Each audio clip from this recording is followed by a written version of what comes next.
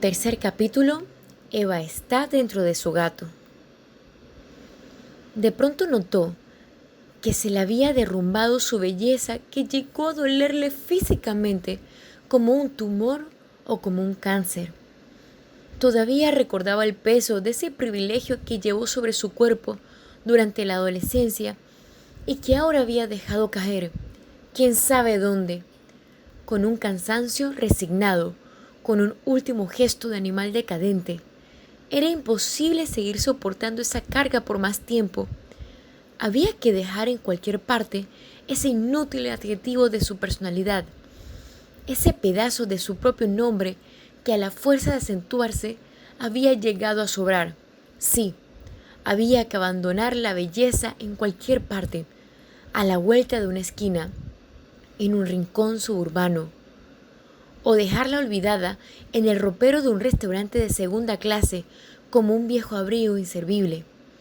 Estaba cansada de ser el centro de todas las atenciones, de vivir asediada por los ojos largos de los hombres. En la noche, cuando clavaba en sus párpados los alfileres del insomnio, hubiera deseado ser mujer ordinaria, sin atractivos. Dentro de las cuatro paredes de su habitación, todo le era hostil. Desesperada, sentía prolongarse la vigilia por debajo de su piel, por su cabeza, empujando la fiebre hacia arriba, hacia la raíz de su cabello. Era como si sus arterias se hubieran poblado de unos insectos diminutos y calientes que con la cercanía de la madrugada diariamente se despertaban y recorrían con sus patas movedizas en una desgarradora aventura subcutánea ese pedazo de barro frutecido donde se había localizado su belleza anatómica. En vano luchaba por ahuyentar a aquellos animales terribles. No podía. Eran parte de su propio organismo. Habían estado allí, vivos, desde mucho antes de su existencia física. Venían desde el corazón de su padre, que los había alimentado dolorosamente en sus noches de soledad desesperada. O tal vez habían desembocado a sus arterias por el cordón que la llevó atada a su madre desde el principio del mundo. Era indudable que esos insectos no habían nacido espontáneamente dentro de su cuerpo. Ella sabía que venían de atrás, que todos los que llevaron su apellido tuvieron que soportarlos, que tuvieron que sufrirlos como ella cuando el insomnio se hacía invencible hasta la madrugada. Eran esos insectos los mismos que pintaban ese gesto amargo, esa tristeza inconsolable en el rostro de sus antepasados. Ella los había visto mirar desde su apagada existencia, desde su retrato antiguo, víctimas de esa misma angustia. Todavía recordaba el rostro inquietante de la bisabuela, que desde su lienzo envejecido pedía un minuto de descanso, un segundo de paz a esos insectos que allá, en los canales de su sangre, seguían martirizándola y embelleciéndola despiadadamente. No, esos insectos no eran suyos. Venían transmitiéndose de generación a generación, sosteniendo con su diminuta armadura todo el prestigio de casta selecta, dolorosamente selecta. Esos insectos habían nacido en el vientre de la primera madre que tuvo una hija bella, pero era necesario, urgente, detener esa herencia. Alguien tenía que renunciar a seguir transmitiendo esa belleza artificial. De nada valía a las mujeres de su estirpe admirarse de sí mismas al regresar del espejo, si durante las noches esos animales hacían su labor lenta y eficaz, sin descanso, con una constancia de siglos. Ya no era una belleza, era una enfermedad que había que detener, que había que cortar en forma enérgica y radical. Todavía recordaba las horas interminables en aquel lecho sembrado de agujas calientes. Aquellas noches en que ella trataba de empujar el tiempo para que con la llegada del día esas bestias dejaran de doler. ¿De qué servía una belleza así? Noche a noche, hundida en su desesperación, pensaba que más le hubiera valido ser una mujer vulgar o ser hombre, pero no tener esa virtud inútil, alimentada por insectos de remotos orígenes que le estaban precipitando la llegada irrevocable de la muerte. Tal vez sería feliz si tuviera el mismo desgarbo, esa misma fealdad desolada de su amiga checoslovaca, que tenía nombre de perro. Más le hubiera valido ser fea para tener un sueño apacible como el de cualquier cristiano. Maldijo a sus antepasados. Ellos tenían la culpa de su vigilia. Ellos, que habían transmitido esa belleza invariable, exacta, como si después de muertas las madres sacudieran y renovaran las cabezas para injertarlas en los troncos de las hijas. Era como si la misma cabeza, una cabeza sola, hubiera venido transmitiéndose con unas mismas orejas, con igual nariz, con idéntica boca, con su pesada inteligencia en todas las mujeres, quienes tenían que recibirla irremediablemente como un doloroso patrimonio de belleza. Era allí, en la transmisión de la cabeza, donde venía ese microbio eterno que a través de las generaciones se había acentuado, había tomado personalidad, fuerza, hasta convertirse en un ser invencible, en una enfermedad incurable que al llegar a ella, después de haber pasado por un complicado proceso de censuración, ya ni podía soportarse y era amarga y dolorosa, exactamente como un tumor o como un cáncer. En esas horas de desvelo era cuando se acordaba de las cosas desagradables a su fina sensibilidad. Recordaba esos objetos que constituían el universo sentimental donde se habían cultivado, como en un caldo químico, aquellos microbios desesperantes. En esas noches, con los redondos ojos abiertos y asombrados, soportaba el peso de la oscuridad que caía sobre sus sienes como un plomo derretido. En derredor suyo dormían todas las cosas, y desde su rincón ella trataba de repasar, para distraer su sueño, sus recuerdos infantiles. Pero siempre esa recordación terminaba con un terror por lo desconocido. Siempre su pensamiento, después de vagar por los oscuros rincones de la casa, se encontraba frente a frente con el miedo. Entonces empezaba la lucha, la verdadera lucha contra tres enemigos inconmovibles. No podría jamás sacudir el miedo de su cabeza. Tenía que soportarlo apretado a su garganta, y todo por vivir en ese caserón antiguo, por dormir sola en aquel rincón, apartada del resto del mundo. Siempre su pensamiento se iba por los húmedos pasadizos oscuros, sacudiendo de los retratos el polvo seco cubierto de telarañas. Ese polvo inquietante y tremendo que caía de arriba, desde ese sitio en que se estaba deshaciendo los huesos de sus antepasados. Invariablemente se acordaba del niño. Allá lo imaginaba, sonámbulo, debajo de la hierba, en el patio, junto al naranjo, con un puñado de tierra mojada dentro de la boca. Le parecía verlo en su fondo arcilloso, cavando hacia arriba con las uñas, con los dientes, huyéndole al frío que le mordía la espalda, buscando la salida al patio por ese pequeño túnel donde lo habían metido con los caracoles. En el invierno lo olía llorar, con su llanto chiquito, sucio de barro, traspasado por la lluvia. Lo imaginaba completo, tal como lo habían dejado 5 años atrás, en aquel hueco lleno de agua. No podía pensar que se hubiera descompuesto. Al contrario, debía de ser bellísimo navegando en esa agua espesa como en un viaje sin salida. O lo veía vivo, pero asustado, miedoso de sentirse solo, enterrado en un patio tan sombrío. Ella misma se había opuesto a que lo dejaran allí, debajo del naranjo, tan cercano a la casa. Le tenía miedo. Sabía que en las noches en que la persiguiera la vigilia él lo adivinaría. Regresaría por los anchos corredores a pedirle que lo acompañara, a pedirle que lo defendiera de esos otros insectos que se estaban comiendo en la raíz de sus violetas.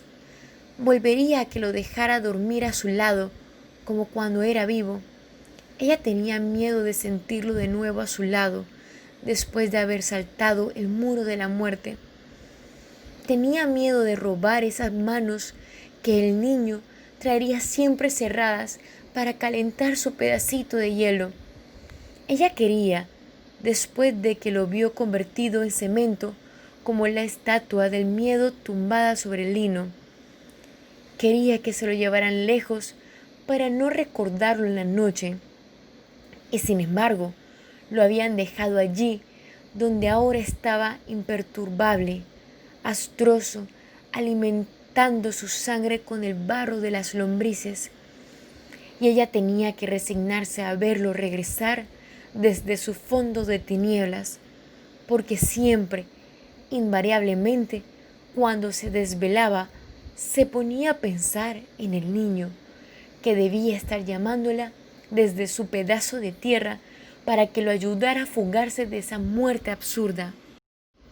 Pero ahora, en su nueva vida intemporal, inespacial, estaba más tranquila. Sabía que allá, fuera de su mundo, todo seguía marchando con el mismo ritmo de antes, que su habitación debía de estar aún sumida en la madrugada y que sus cosas, sus muebles, sus 13 libros favoritos permanecerían en su puesto y que en su lecho desocupado apenas empezaba a desvanecerse el aroma corpóreo que ocupaba ahora su vacío de mujer entera. Pero, ¿cómo pudo suceder eso? ¿Cómo ella, después de ser una mujer bella, con la sangre poblada de insectos, perseguida por el miedo en la noche total, había dejado la pesadilla inmensa, insomne, para ingresar ahora a un mundo extraño, desconocido, en donde habían sido eliminadas todas las dimensiones? Recordó aquella noche, la de su tránsito. Hacía más frío que de costumbre y ella estaba sola en la casa, martirizada por el insomnio. Nadie perturbaba el silencio y el olor que subía del jardín era un olor a miedo. El sudor brotaba de su cuerpo como si la sangre de sus arterias se estuviera derramando con su carga de insectos. Deseaba que alguien pasara por la calle, alguien que gritara, que rompiera aquella atmósfera detenida, que se moviera algo en la naturaleza, que volviera la tierra a girar alrededor del sol, pero fue inútil. Ni siquiera despertarían esos hombres imbéciles que se habían quedado dormidos debajo de su oreja, dentro de la almohada. Ella también estaba inmóvil. Las paredes emanaban un fuerte olor a pintura fresca, ese olor espeso, grande, que no se siente con el olfato, sino con el estómago. Y sobre la mesa el reloj único, golpeando el silencio con su máquina mortal. El tiempo, oh, el tiempo, suspiró ella recordando a la muerte. Y allá, en el patio debajo del naranjo, seguía llorando el niño con su llanto chiquito desde el otro mundo. Acudió a todas sus creencias. ¿Por qué no amanecía en aquel momento o se moría de una vez? Nunca creyó que la belleza fuera a costarle tantos sacrificios. En aquel momento, como de costumbre, seguía doliéndole por encima del miedo, y por debajo del miedo seguían martirizándola esos implacables insectos. La muerte se le había apretado a la vida como una araña que la mordía rabiosamente, dispuesta a hacerla sucumbir, pero estaba demorando el último instante. Sus manos, esas manos que los hombres apretaban imbécilmente, con manifiesta nerviosidad animal, estaban inmóviles, paralizadas por el miedo, por ese terror irracional que venía de adentro, sin ningún motivo, solo por saberse abandonada en aquella casa antigua. Trató de reaccionar y no pudo.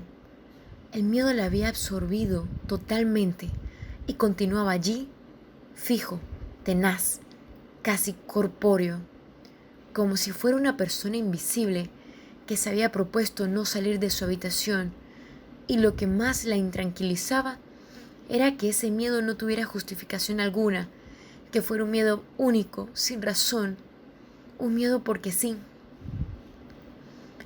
La saliva se había vuelto espesa en su lengua. Era mortificante entre sus dientes esa goma dura que se le pegaba al paladar y fluía sin que ella pudiera contenerla. Era un deseo distinto a la sed, un deseo superior que estaba experimentando por primera vez en su vida.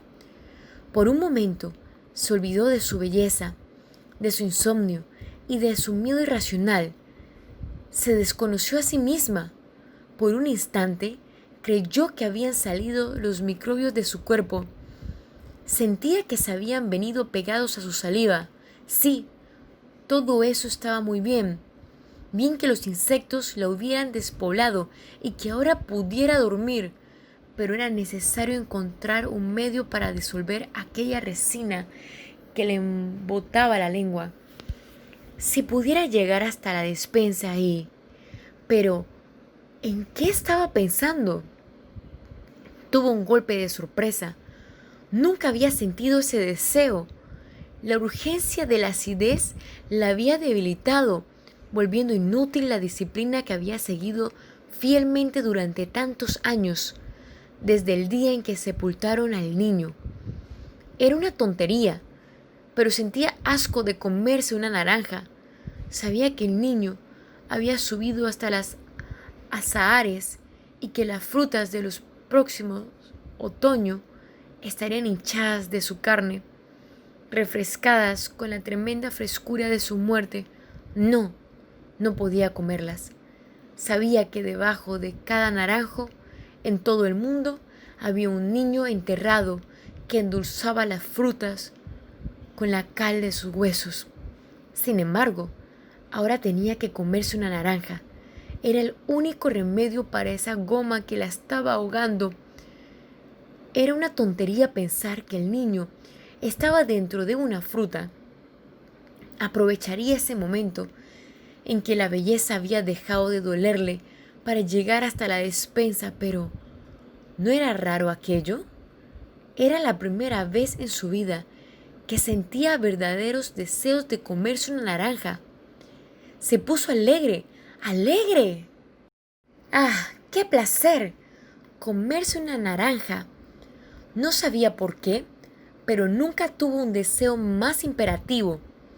Se levantaría, feliz de ser otra vez una mujer normal.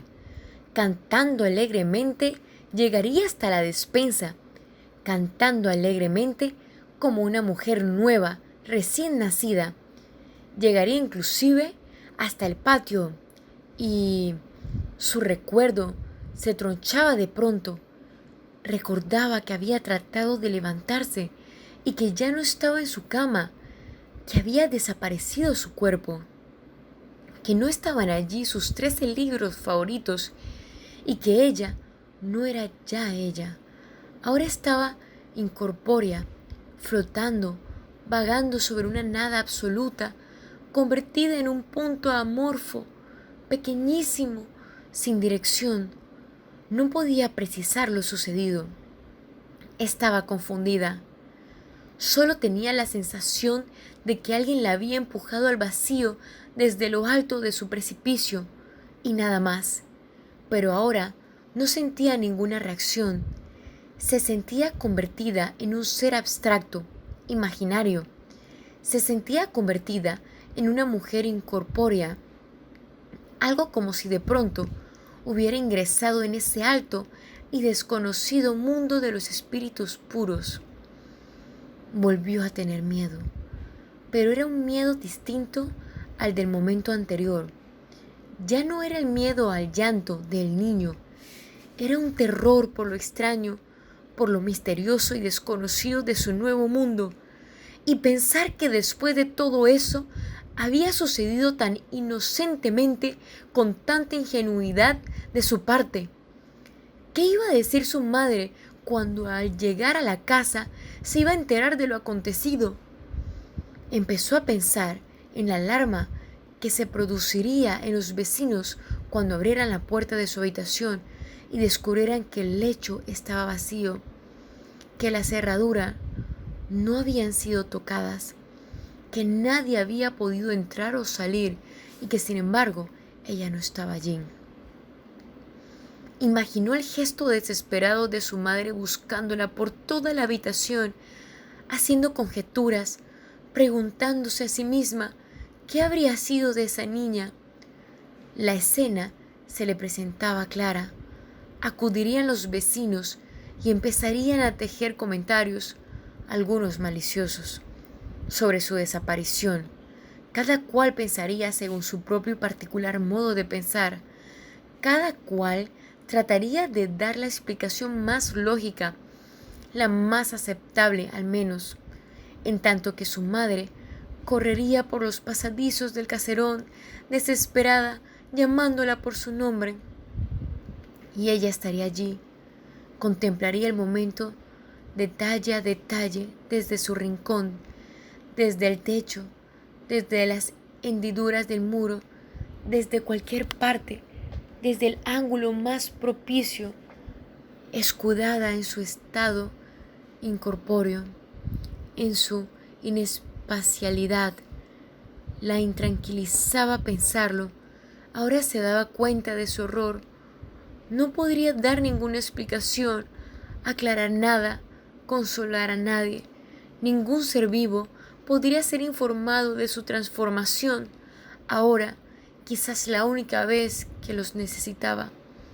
No tendría una boca, unos brazos para que todos supieran que ella estaba allí, en su rincón, separada del mundo tridimensional por una distancia insalvable.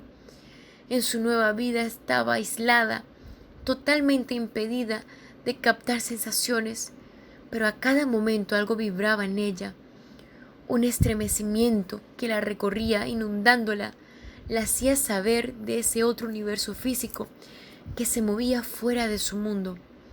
No oía, no veía, pero sabía de ese sonido y de esa visión, y allá, en la altura de su mundo superior, empezó a saber que un ambiente de angustia la rodeaba. Hace apenas un segundo, de acuerdo con nuestro mundo temporal, que se había realizado el tránsito de manera que solo ahora empezaba ella a conocer las modalidades, las características de su nuevo mundo. En torno suyo giraba una oscuridad absoluta, radical. ¿Hasta cuándo durarían esas tinieblas? ¿Tendría que acostumbrarse a ellas eternamente? Su angustia aumentó de concentración al saberse hundida en esa niebla espesa, impenetrable. ¿Estaría en el limbo? Se estremeció. Recordó todo lo que había oído decir alguna vez sobre el limbo. Si en verdad estaba allí, a su lado flotaban otros espíritus puros de niños que murieron sin bautismo, que habían estado muriendo durante 1000 años. Trató de buscar en la sombra la vecindad de esos seres que debían de ser mucho más puros, mucho más simples que ella, aislados por completo del mundo físico, condenados a una vida sonámbula y eterna. Tal vez estaba el niño, persiguiendo una salida para llegar hasta su cuerpo, pero no. ¿Por qué tendría que estar en el limbo? ¿Acaso había muerto? No. Simplemente fue un cambio de estado, un tránsito normal del mundo físico a un mundo más fácil, descomplicado, en el que habían sido eliminadas todas las dimensiones. Ahora no tenía que sufrir esos insectos subcutáneos. Su belleza se había derrumbado. Ahora, en esa situación elemental, podía ser feliz. Aunque, oh, no completamente feliz, porque ahora su más grande deseo, el deseo de comerse una naranja, se había hecho irrealizable. Era por lo único que hubiera querido estar todavía en su primera vida, para poder satisfacer la urgencia de la acidez que persistía aún después del tránsito. Trató de orientarse a fin de llegar hasta la despensa y sentir siquiera la fresca y agria compañía de las naranjas. Fue entonces cuando descubrió una nueva modalidad de su mundo. Estaba en todas partes de la casa, en el patio, en el techo, hasta en el propio naranjo del niño.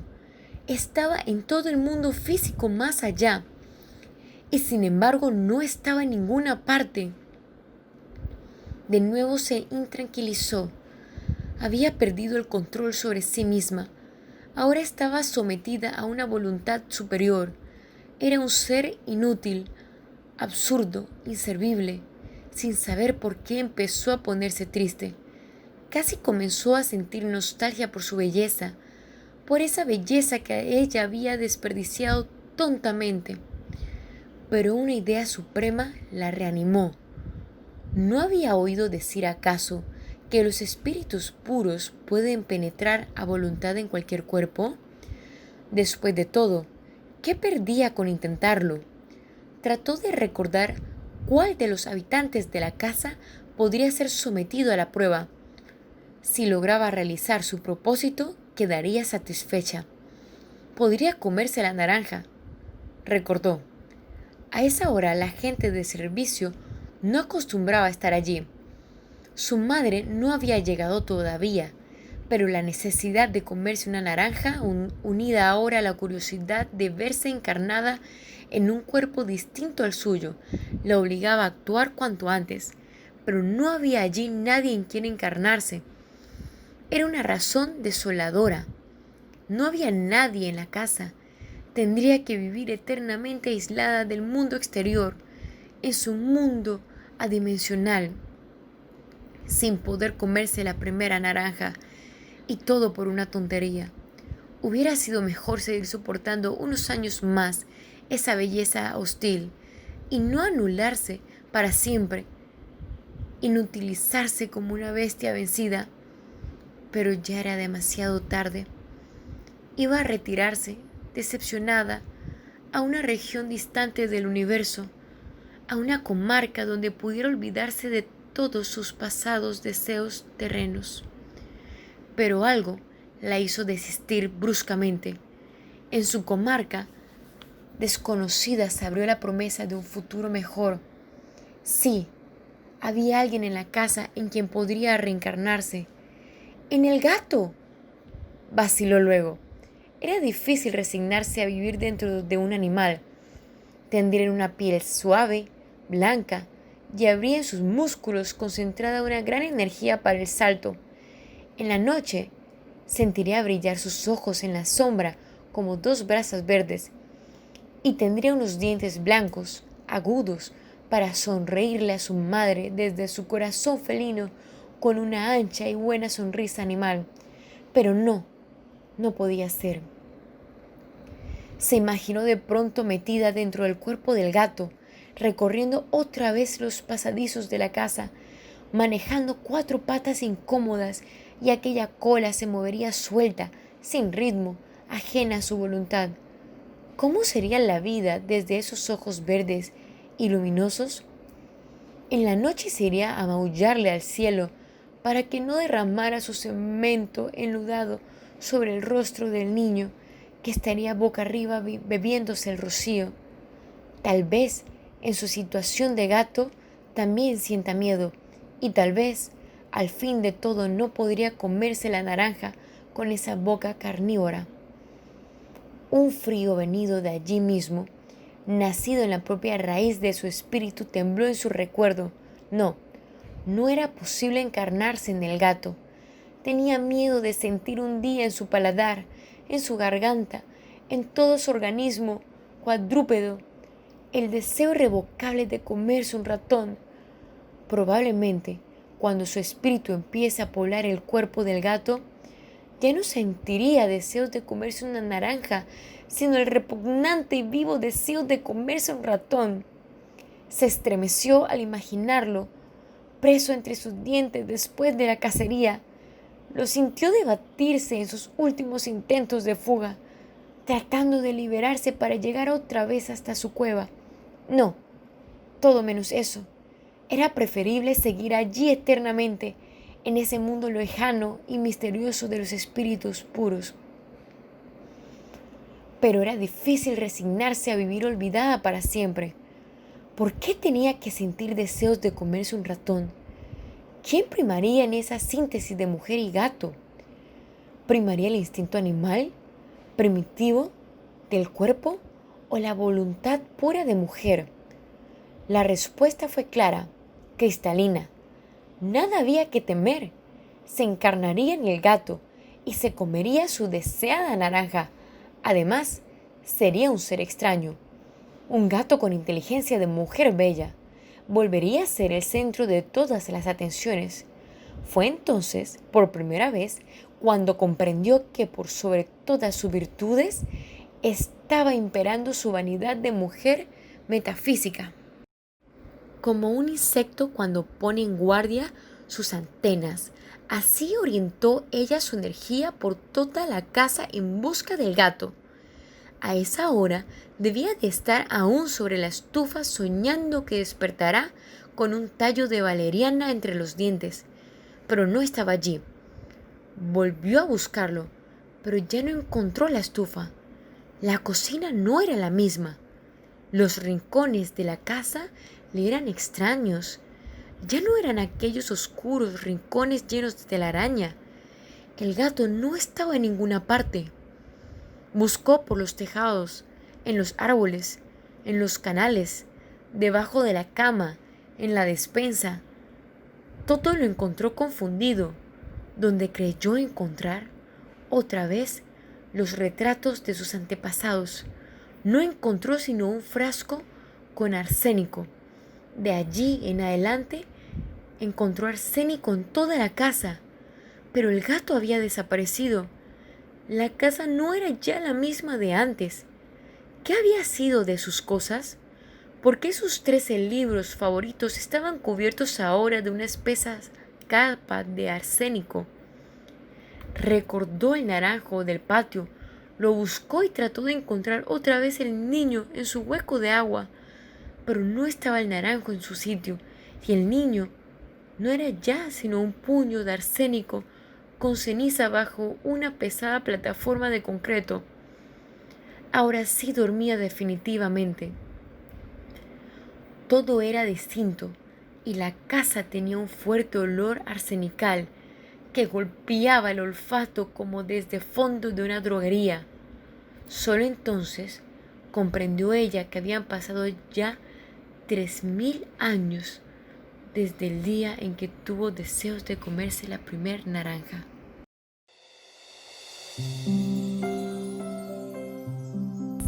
Cuarto capítulo.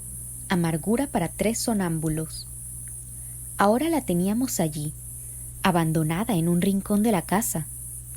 Alguien nos dijo, antes de que trajéramos sus cosas, su ropa olorosa a madera reciente, sus zapatos sin peso para el barro, que no podía acostumbrarse a aquella vida lenta, sin sabores dulces, sin otro atractivo que esa dura soledad de cal y canto, siempre apretada a sus espaldas. Alguien nos dijo, y había pasado mucho tiempo atrás de que lo recordáramos, que ella también había tenido una infancia. Quizá no le creíamos entonces, pero ahora, viéndola sentada en el rincón, con los ojos asombrados y un dedo puesto sobre los labios, tal vez aceptábamos que una vez tuvo una infancia, que alguna vez tuvo el tacto sensible a la frescura anticipada de la lluvia y que soportó, siempre de perfil a su cuerpo, una sombra inesperada. Todo eso, y mucho más, lo habíamos creído aquella tarde en que nos dimos cuenta de que, por encima de su submundo tremendo, era completamente humana. Lo supimos, cuando de pronto, como si adentro se hubiera roto un cristal, empezó a dar gritos angustiados. Empezó a llamarnos a cada uno por su nombre, hablando entre lágrimas hasta cuando nos sentamos junto a ella. Nos pusimos a cantar y a batir palmas como si nuestra gritería pudiera soldar los cristales esparcidos. Solo entonces pudimos creer que alguna vez tuvo una infancia. Fue como si sus gritos se parecieran en algo a una revelación, como si tuvieran mucho árbol recordado y río profundo. Cuando se incorporó, se inclinó un poco hacia adelante y todavía sin cubrirse la cara con el delantal, todavía sin sonarse la nariz y todavía con lágrimas, nos dijo: «No volveré a sonreír». Salimos al patio los tres, sin hablar. ¿Acaso creíamos llevar pensamientos comunes? Tal vez pensamos que no sería lo mejor encender las luces de la casa. Ella deseaba estar sola, quizás, sentada en un rincón sombrío, tejiéndose la trenza final que parecía ser lo único que sobreviviría de su tránsito hacia la bestia. Afuera, en el patio, sumergidos en el profundo vaho de los insectos, nos sentamos a pensar en ella. Lo habíamos hecho otras veces. Podíamos haber dicho que estábamos haciendo lo que habíamos hecho todos los días de nuestras vidas. Sin embargo, aquella noche era distinto. Ella había dicho que no volvería a sonreír y nosotros, que tanto la conocíamos, teníamos la certidumbre de que la pesadilla se había vuelto verdad. Sentados en un triángulo la imaginábamos allá adentro, abstracta, incapacitada hasta para escuchar los innumerables relojes que medían el ritmo, marcado y minucioso, en que se iban convirtiendo en polvo. Si por lo menos tuviéramos valor para desear su muerte, pensábamos a coro. Pero la queríamos así, fea, glaciar, como una mezquina contribución a nuestros ocultos defectos. Éramos adultos desde antes, desde mucho tiempo atrás. Ella era, sin embargo, la mayor de la casa. Esa misma noche habría podido estar allí, sentada con nosotros, sintiendo el templado pulso de las estrellas, rodeada de hijos sanos. Habría sido la señora respetable de la casa si hubiera sido la esposa de un buen burgués o concubina de un hombre puntual. Pero se acostumbró a vivir en una sola dimensión, como la línea recta, acaso porque sus vicios o sus virtudes no pudieran conocerse de perfil. Desde varios años atrás ya lo sabíamos todo. Ni siquiera nos sorprendimos una mañana, después de levantados, cuando la encontramos boca abajo en el patio, mordiendo la tierra en una dura actitud estática. Entonces sonrió, volvió a mirarnos, que había caído desde la ventana del segundo piso hasta la dura arcilla del patio y había quedado allí, tiesa y concreta, de bruces al barro húmedo. Pero después supimos que lo único que conservaba intacto era el miedo a las distancias, el natural espanto frente al vacío. La levantamos por los hombros. No estaba dura como nos pareció al principio. Al contrario, tenía los órganos sueltos, desasidos de la voluntad, como un muerto tibio que no hubiera empezado a endurecerse. Tenía los ojos abiertos, sucia la boca de esa tierra que debía saberle ya a sedimento sepulcral, cuando la pusimos de cara al sol y fue como si la hubiéramos puesto frente a un espejo. Nos miró a todos con una apagada expresión sin sexo que nos dijo, teniéndola ya entre mis brazos, la medida de su ausencia. Alguien nos dijo que estaba muerta, y se quedó después sonriendo con esa sonrisa fría y quieta que tenía durante las noches cuando transitaba despierta por la casa. Dijo que no sabía cómo llegó hasta el patio. Dijo que había sentido mucho calor, que estuvo oyendo un grillo penetrante agudo que parecía, así lo dijo, dispuesto a tumbar la pared de su cuarto, y que ella se había puesto a recordar las oraciones del domingo con la mejilla apretada al piso de cemento. Sabíamos, sin embargo, que no podía recordar ninguna oración, como supimos después que había perdido la noción del tiempo cuando dijo que se había dormido sosteniendo por dentro la pared que el grillo estaba empujando desde fuera, y que estaba completamente dormida cuando alguien, cogiéndola por los hombros, apartó la pared y la puso a ella de cara al sol. Aquella noche sabíamos, sentados en el patio, que no volvería a sonreír. Quizás nos dolió anticipadamente su seriedad inexpresiva, su oscuro y voluntarioso vivir arrinconado. Nos dolía hondamente, como nos dolía el día que la vimos sentarse en el rincón a donde ahora estaba, y le oímos decir que no volvería a deambular por la casa. Al principio no pudimos creerle. La habíamos visto durante meses enteros transitando por los cuartos a cualquier hora, con la cabeza dura y los hombros caídos, sin detenerse, sin fatigarse nunca. De noche oíamos su rumor corporal, denso, moviéndose entre dos oscuridades, y quizás nos quedamos muchas veces despiertos en la cama oyendo su sigiloso andar, siguiéndola con el oído por toda la casa. Una vez nos dijo que había visto el grillo dentro de la luna del espejo, hundido, sumergido en la sólida transparencia, y que había atravesado la superficie del cristal para alcanzarlo. No supimos en realidad lo que quería decirnos, pero todos pudimos comprobar que tenía la ropa mojada pegada al cuerpo, como si acabara de salir de un estanque. Sin pretender explicarnos el fenómeno, resolvimos acabar con los insectos de la casa, destruir los objetos que la obsesionaban. Hicimos limpiar las paredes, ordenamos cortar los arbustos del patio, y fue como si hubiéramos limpiado de pequeñas basuras el silencio de la noche.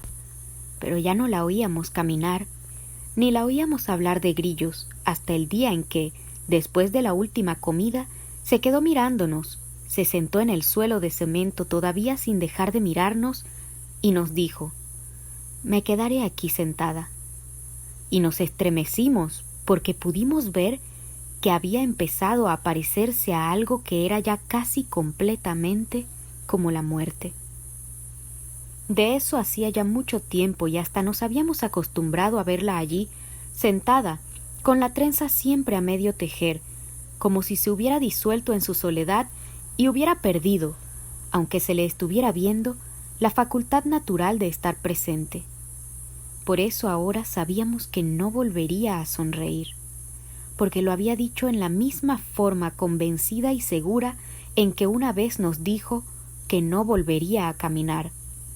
Era como si tuviéramos la certidumbre de que más tarde nos diría: «No volveré a ver», o quizá «No volveré a oír», y supiéramos que era lo suficientemente humana para ir eligiendo a voluntad sus funciones vitales, y que espontáneamente se iría acabando sentido a sentido hasta el día en que la encontráramos recostada a la pared como si se hubiera dormido por primera vez en su vida.